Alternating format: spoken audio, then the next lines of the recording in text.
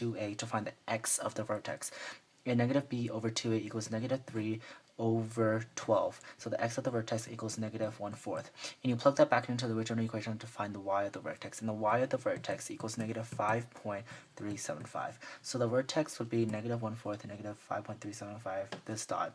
And then the y-intercept would be negative 5 because that is the c of the formula. C of the equation. And then to find the x-intercept, you just plug in 0 for the y, and you use the quadratic equation to find the x-intercept, which is negative 1.196 and 0.696. So the graph would look something like this of the original equation. Now to find the reflection over the x-axis, you just change all the plus and minus signs in the original equation. So the new equation would be negative 6x squared minus 3x plus 5. And the graph would look something like this. The x-intercepts are still the same, and the only difference is the y-intercept, which is plus 5, and the vertex, which is negative 1/4, which is the x, and the y would be 5.375 instead of negative 5.375.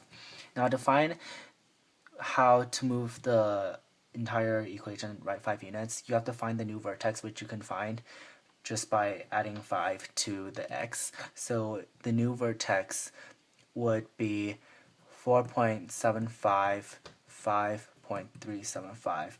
And now you use negative b over 2a again and set that equal to 4.75.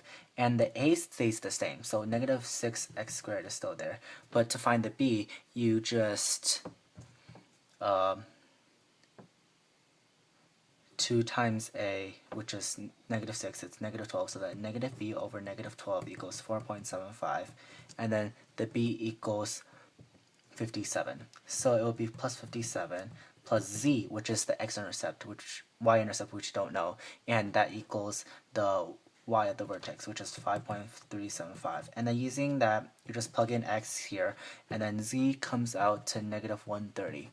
So the new equation would be negative 6x squared plus 57x minus 130.